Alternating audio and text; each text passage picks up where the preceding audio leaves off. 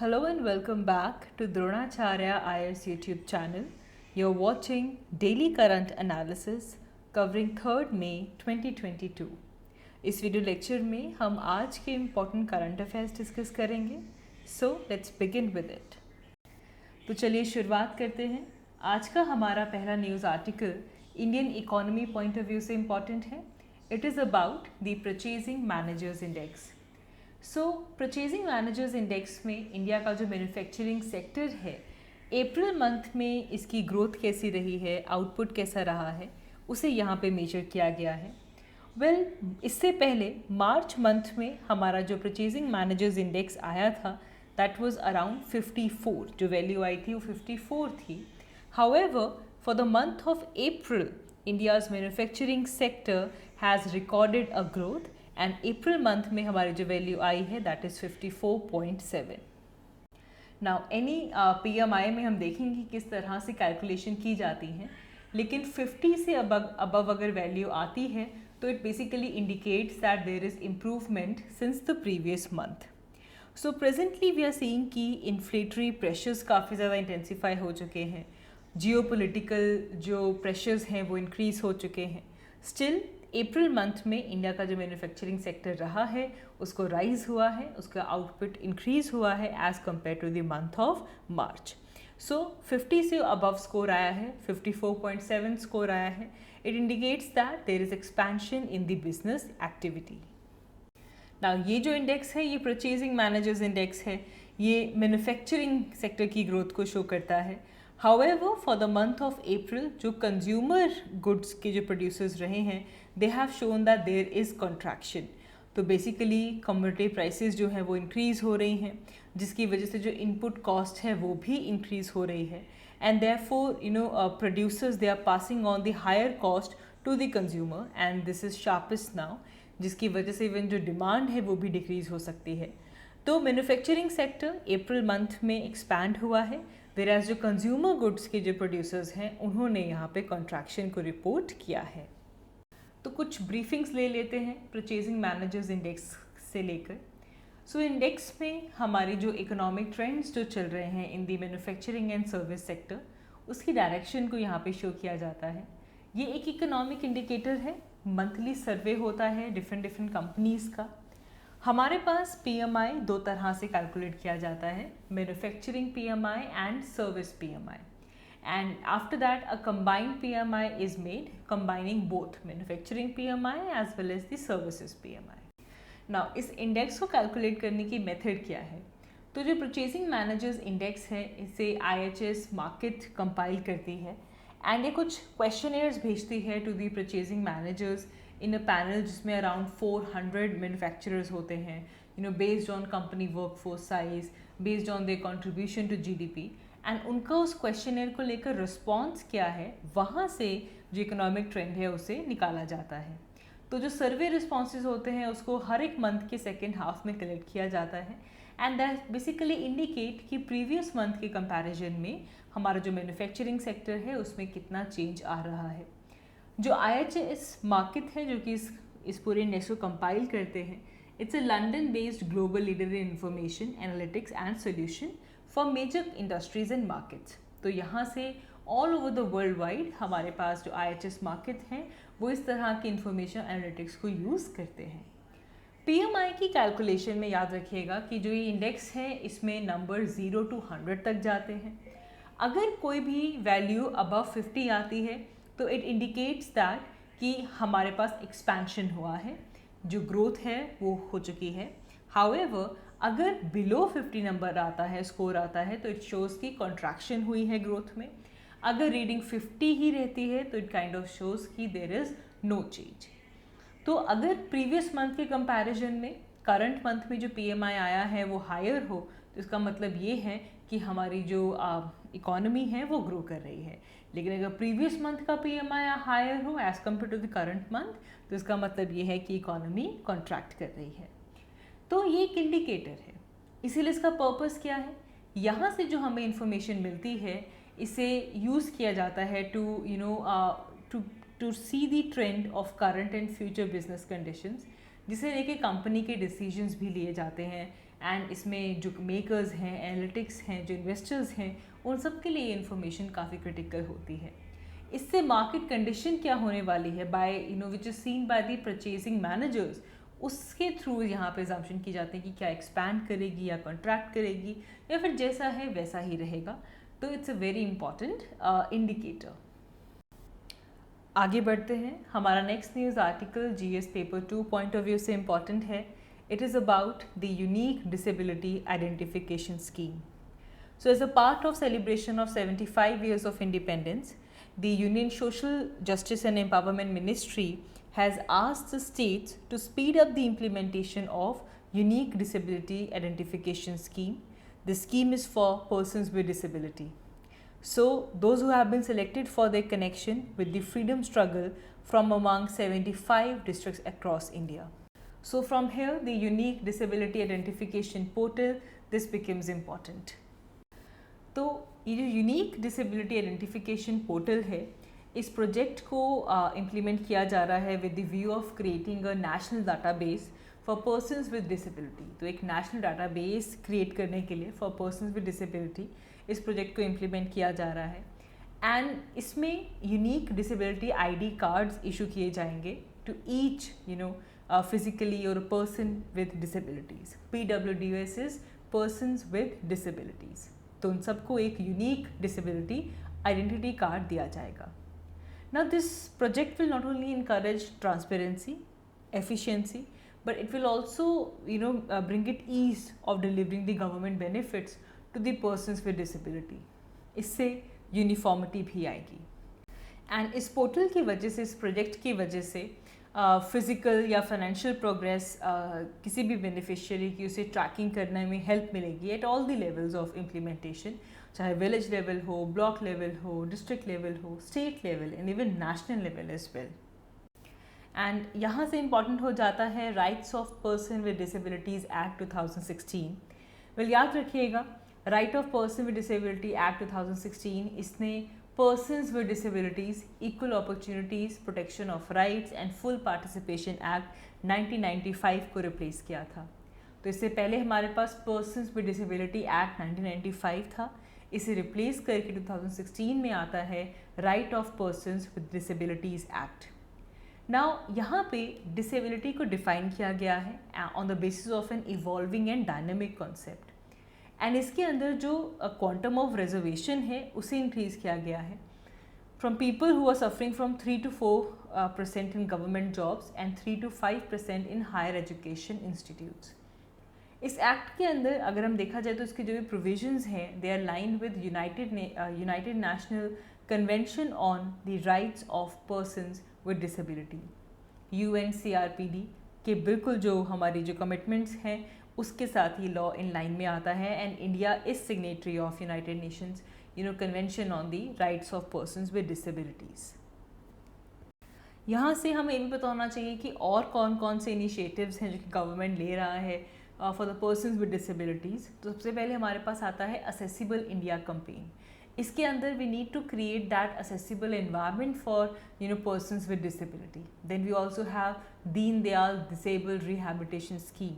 इसके अंदर वो NGOs जो कि कुछ सर्विसेज प्रोवाइड करते हैं टू पर्सन्स विद डिसेबिलिटीज़, उन NGOs को यहाँ पे फाइनेंशियल असिस्टेंस दी जाती है through the scheme of Deen Dayal disabled rehabilitation scheme.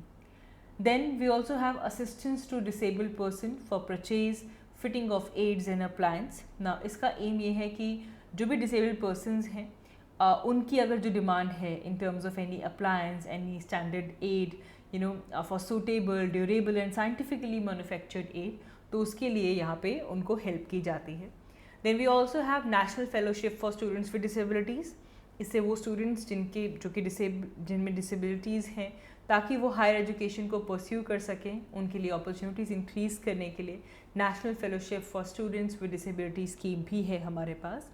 So these are some other initiatives that has been taken for disableds।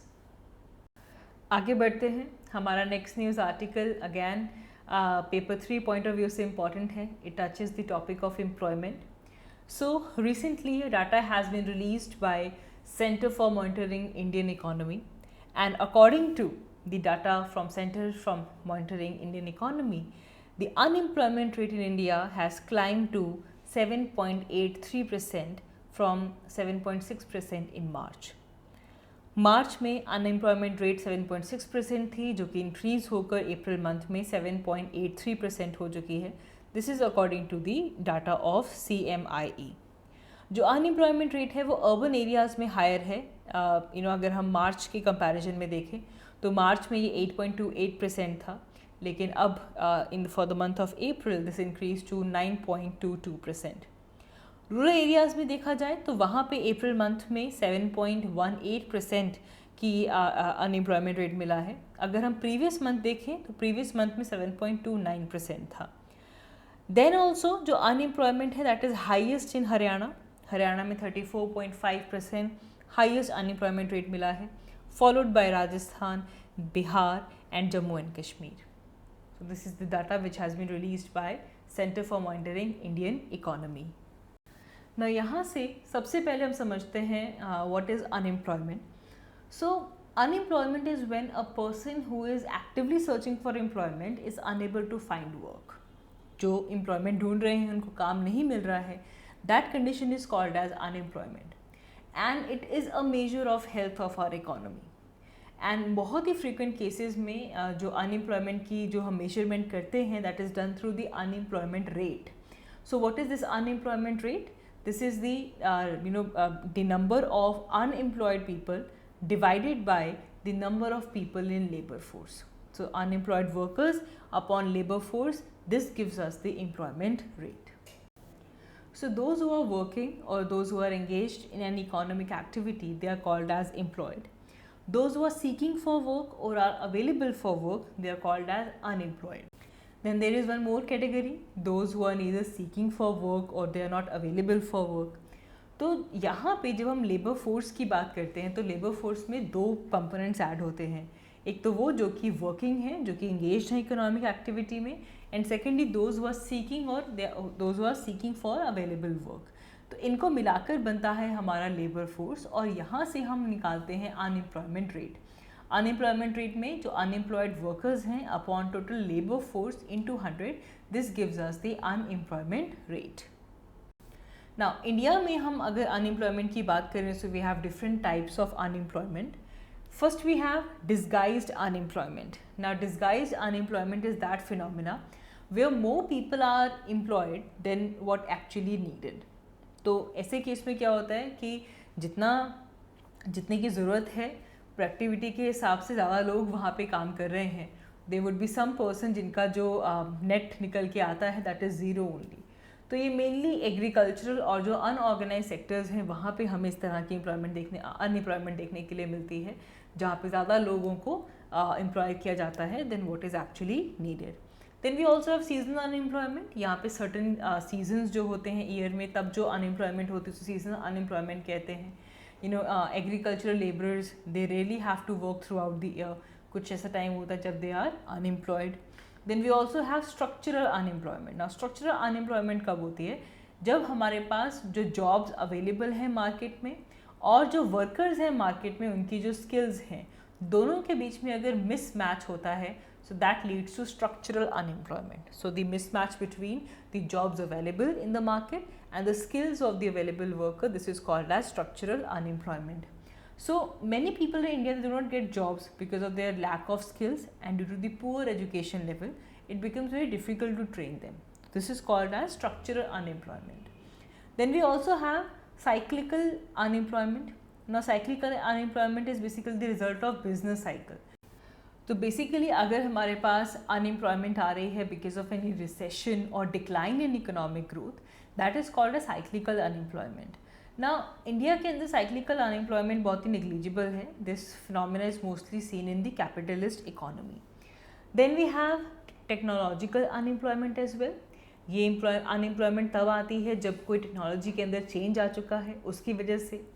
2016 में वर्ल्ड बैंक ने ये प्रेडिक्ट किया था that proportion of jobs that threatened by automation in India is 69% year on year.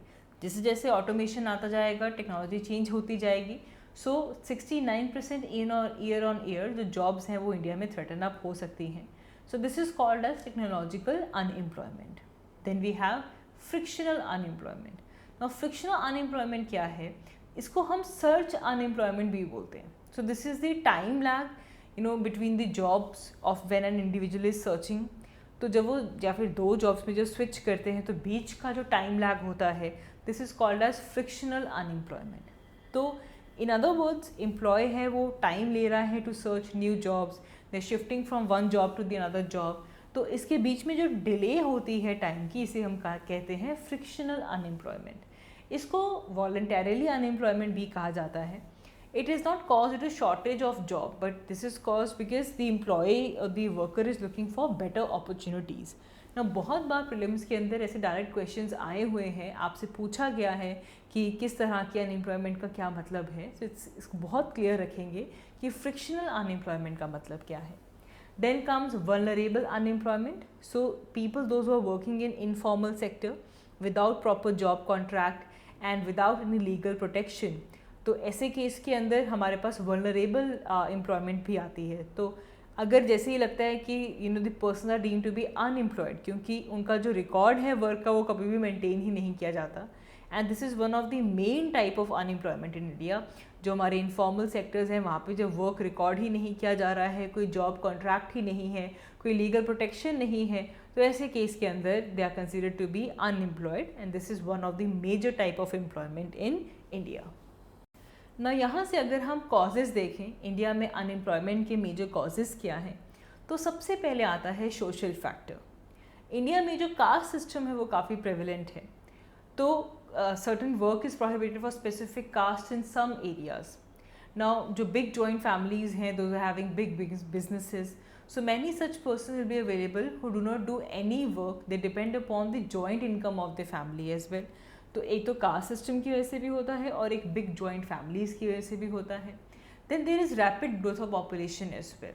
तो constantly हमारी जो population increase हो रही है, ये भी एक काफ़ी बड़ा खतरा है इंडिया के लिए, and it is one of the major causes of unemployment as well. Then there is dominance of agriculture. Now India में स्टिल हाफ द वर्कफोर्स जो है वो एग्रीकल्चर पे डिपेंड करती है, बट एग्रीकल्चर सेक्टर की अगर हम बात करें तो इंडिया में ये काफ़ी अंडर डेवलप्ड है। सो यहाँ से एक तो हमारे पास डिस्गाइज एम्प्लॉयमेंट भी यहीं से निकल के आ जाती है, और जो सीजनल अनएम्प्लॉयमेंट है वो भी यहीं से आती है। Then there is fall of cottage and small industries. हमारी जो इंडस्ट्रियल डेवलपमेंट जो हुई है उससे इंडिया की जो कॉटेज और स्मॉल इंडस्ट्रीज़ थी उसके ऊपर एडवर्स इफेक्ट हुआ है, एंड जो कॉटेज इंडस्ट्रीज़ की जो प्रोडक्शन है वो डिक्रीज़ होने शुरू हुई, और जो काफ़ी आर्टिसंस थे वो अनएम्प्लॉयड हो गए। तो this has also added to the unemployment in India. Then we have immobility of labour as well. India के अंदर जो लेबर की मोबिलिटी है वो लो है। बहुत सारे फैक्टर्स आते हैं। एक बड़ा फैक्टर है कि they attachment with their family, और people don't want to go to far off areas for job. यहाँ पे बहुत सारे रीजन आते हैं जैसे कि language, religion, climate, this some important factors which are responsible for the low mobility. Then there is defect in education system as well. Now capitalist world में जो जॉब्स हैं वो काफ़ी हाईली स्पेसिफाई हो चुकी हैं, लेकिन अभी तक इंडिया का जो एजुकेशन सिस्टम है वो अभी तक फ़िलहाल राइट ट्रेनिंग प्रोवाइड नहीं कर रहा है। ऐसी जॉब्स के लिए जो स्पेशलाइजेशन चाहिए वो नहीं मिल रही हैं। So there are many people who are willing to work, they become unemployed due to lack of skills. And इसे लेकर गवर्नमेंट के काफ़ी इनिशिएटिव्स भी चल रहे हैं, like we have SMILE, support for marginalized individuals for livelihood and enterprise. Then we have PM Daksh, Pradhan Mantri Dakshata and Kushalta Sampann Hitgrahi. Then we have मनरेगा, Mahatma Gandhi national rural employment guarantee act. Then we also have Pradhan Mantri Kaushal विकास योजना, startup India scheme. तो ये सभी initiatives government ने लिए हैं जिससे कि इंडिया में जो अनएम्प्लॉयमेंट है वो डिक्रीज़ हो सके। तो यहाँ से अगर आगे बढ़ें तो हमें एक तो इंडिया के अंदर जो लेबर इंटेंसिव इंडस्ट्रीज़ हैं उनको प्रमोट करना होगा। कितनी सारी लेबर इंटेंसिव मैन्युफैक्चरिंग सेक्टर्स हैं जैसे कि food processing, leather and footwear, wood manufacturers and furniture, textile and apparel and garments, all of these are labour intensive industries. So first of all we need to push these, and इसे लेकर special packages देने चाहिए, individually industries के लिए design करना चाहिए ताकि new jobs create हो सकें। इसके अलावा हमें जो हमारी इंडस्ट्रियल एक्टिविटीज़ हैं उनको डिसेंट्रलाइज करना होगा ताकि हर एक रीजन के अंदर एम्प्लॉयमेंट मिल सके। तो तो development of rural areas will also help the mitigate the migration of rural people to the urban areas. Urban areas के अंदर जो जॉब्स का जो प्रेशर है वो बढ़ चुका है। उसका बड़ा रीज़न ये है कि रूरल एरिया में अपॉर्चुनिटी नहीं है, तो रूरल एरिया से अर्बन एरिया की तरफ माइग्रेशन होती है। तो अगर हम इसे डिसेंट्रलाइज करें और रूरल एरियाज़ में डेवलपमेंट करें तो इससे जो माइग्रेशन की जो प्रॉब्लम है उसे भी मिटिगेट किया जा सकता है। And then we also need to draft the national employment policy. India को नेशनल एम्प्लॉयमेंट पॉलिसी ड्राफ्ट करने की ज़रूरत है। इससे हमारे पास मल्टी डायमेंशनल इंटरवेंशंस आ जाएंगी, जिसमें सभी सोशल और इकोनॉमिक इश्यूज जो हैं वो यहाँ पे कवर होंगे, and this will affect many policy spheres, not just the area of labour and employment. तो जो नेशनल एम्प्लॉयमेंट पॉलिसी है उसके अंदर बहुत कुछ जो बेसिक प्रिंसिपल्स होने चाहिए। पहला प्रिंसिपल तो ये that we need to enhance human capital through skill development, that is very important. हमें ह्यूमन कैपिटल को इम्प्रूव करना होगा by skill development. After this we need to create decent quality of jobs for all the citizens, both in formal as well as informal sector, ताकि वो लोग जो कि available हैं, those who are willing to work, वो उनको opportunity मिल सके, वो यहाँ पे एब्जॉर्ब हो सके। साथ ही में हमारा जो सोशल कोहेजन है, जो इक्विटी है लेबर मार्केट में, उसे स्ट्रेंथन अप करना होगा। बहुत सारे गवर्नमेंट की इनिशिएटिव्स हैं, उनको कन्वर्ज करना होगा। Then we also need to support the private sector, क्योंकि वो मेजर इन्वेस्टर्स हैं in the productive enterprises as well. And इसी के साथ साथ जो सेल्फ एम्प्लॉयड पर्सन हैं उनको भी सपोर्ट करना होगा by strengthening their capabilities to improve their earnings. So that is all for today's video. आज की इस वीडियो के लिए इतना ही। Thank you so much for watching. I will see you all in my next one. Thank you.